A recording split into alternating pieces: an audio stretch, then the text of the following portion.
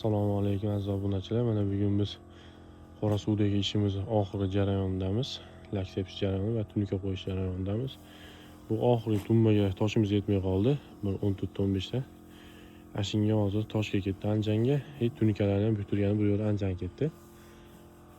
Xudo xolasa bugun tugatib, sekin joylab qo'yamiz. Endi videosini joylamasak ham bitgan holatini rasmini tashlab qo'yamiz. O'zlar ko'rib baho bera olasizlar. Hozircha shogird bola narigi betda so'qinning lakini sepyapti. Bo'lgan holati so'qin gladkiy, fasad lazerda kattasi mramor deyiladi.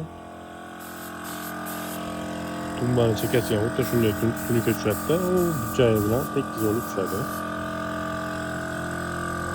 Eski holati ko'rinib turibdi. Laklangan holati. Hammalari kirashga sepyapti, lakmas. Bunga lak sepsa oq ketib qolardi. Aslida sog'lik kirashga, tez kuriydan kirashgadan sepyapmiz.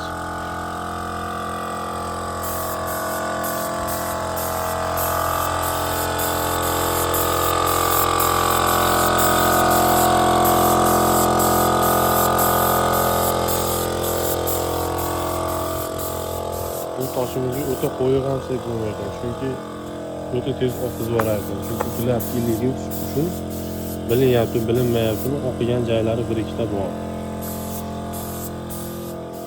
Bachos qo'limiz bo'lsa, unga o'ta bo'ktirib sepsak ham unaqa oqib bormasdi.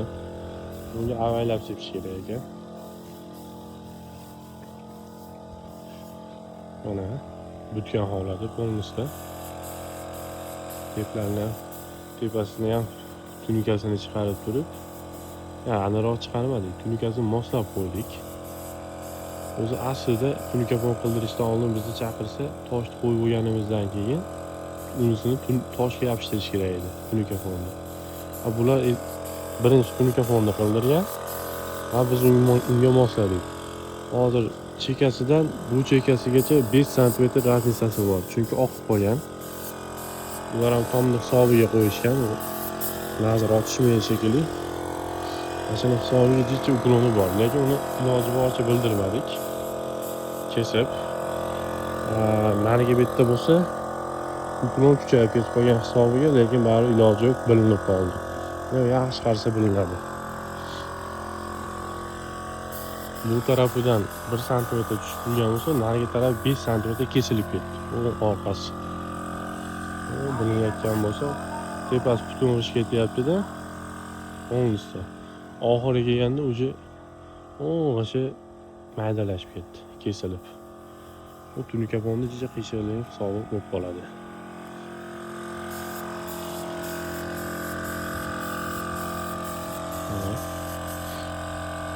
Akalar, opalar, kimga shunaqa xizmat kerak bo'lsa, 24 ga 7 xizmatdamiz.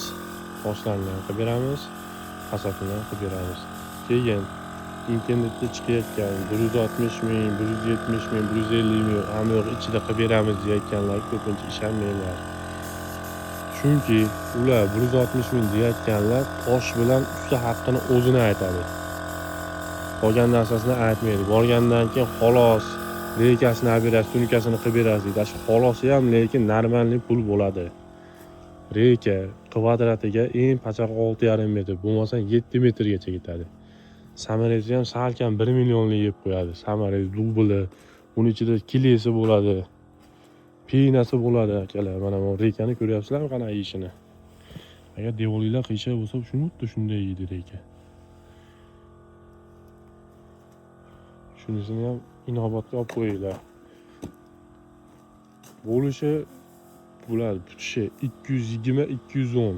Eng maksimal reykani rosa avaylab yo toshdan bir narsa qilib gapirasiz, 200 ga putadi.